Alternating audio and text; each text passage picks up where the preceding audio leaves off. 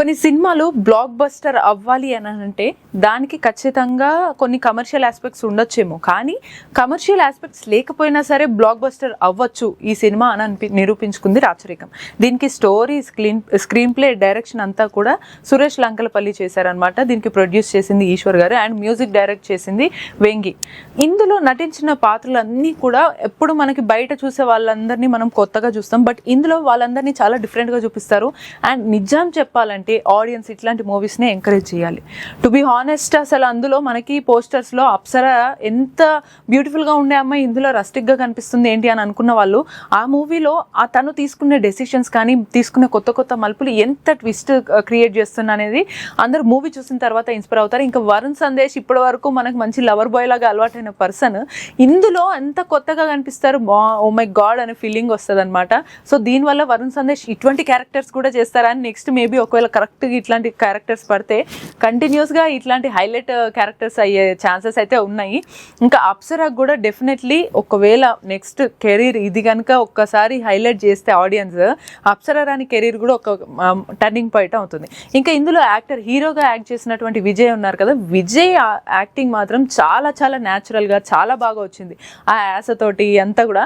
ఇంకో ట్విస్ట్ ఏంటంటే ఇందులో మనకు ప్రొడ్యూసర్ ఉన్నారు కదా, ఆయన ఒక పాత్రలో కనిపిస్తారు. అది మెయిన్ పాయింట్ అనమాట. ఆ మెయిన్ పాయింట్, ఆ మెయిన్ రోల్ ఏంటి, అది ఎలా ఉంది నేనైతే ఇప్పుడు రివీల్ చేయను. మీరు ఖచ్చితంగా ఇట్లాంటి మూవీస్ థియేటర్లో చూసిన తర్వాతే ఒక పొలిటికల్గా లోపల ఏం జరుగుతాయి, అసలు ఒక ఫ్యామిలీలో అయినా సరే ఒక బయట అయినా సరే ఆ పొలిటికల్గా ఉన్నదానికి అమ్మాయి ఏం చేస్తుంది, అసలు అమ్మాయినే చీప్గా చూస్తే ఈ పర్టికులర్ ఈవెన్ 2024 జనరేషన్లో ఇంట్లో హ్యాపీగా చూసుకొని ఏదో కొత్తగా చక్కగా బట్టలు వేసుకొని బయటికి పంపించారు అని చెప్పినంత మాత్రాన రియల్గా ఒకవేళ పొలిటికల్గా ఏదైనా పవర్ కోసం అమ్మాయి వెళ్తే ఎలా ట్రీట్ చేస్తారో, అమ్మాయి దాన్ని ఎలా బయటకు వస్తుంది, అసలు ఈ రేంజ్లో ట్విస్ట్లో వరుణ్ సందేశ్ ఏం చేస్తాడు, అసలు ఇందులో ప్రొడ్యూసర్గా వ్యవహరించినటువంటి ఈశ్వర్ గారి పాత్ర ఎంత కీలకంగా ఉంటుంది, ఇవన్నీ చాలా ట్విస్ట్లు ఉంటాయి. ఎవ్వరు ఎక్స్పెక్ట్ చేయరు ఇదేదో చిన్న సినిమా అనుకుని ఉంటారు, బట్ పీక్స్లో సూపర్గా తీశారు మూవీ అయితే. అండ్ బ్యాక్గ్రౌండ్ స్కోర్ కూడా ప్రతి ఎలివేషన్లో, ప్రతి ఫైట్ సీన్లో చాలా బాగా ఎలివేషన్ ఇచ్చారనమాట. ఓవరాల్గా అయితే సినిమా చాలా బాగుంది. నిజానికి చాలా పెద్ద సినిమాలనే కాకుండా ఒక ఇంటర్వ్యూలో చెప్పారు, మన ఛానల్లోనే ఇంటర్వ్యూలో డైరెక్టర్ చెప్పారు, ఇది పెద్ద పెద్ద హీరోలే ఒప్పుకునే స్టోరీ అండి అని. సో నిజంగానే అంత ఇంపాక్ట్ ఉన్న స్టోరీ అయితే నాకు అనిపించింది నేను చూసిన తర్వాత. మీకు ఎలా అనిపించిందో మీరు కూడా రాచరికం మూవీని అయితే థియేటర్స్లో చూసేసి ఎలా అనిపించింది మీ ఎక్స్పీరియన్స్, నిజంగా ఇప్పుడు జరుగుతున్న సిచ్యువేషన్స్లో పాలిటిక్స్ ఇలానే ఉన్నాయా అనేది మీకు కూడా డౌట్ వస్తుందిగా. చూడండి, చూసిన తర్వాత మీకేమనిపించిందో కూడా కమెంట్ చేయండి. అన్నట్టు మర్చిపోయాను, ఇందులో 2 హైలైట్ డైలాగ్స్ ఉన్నాయి.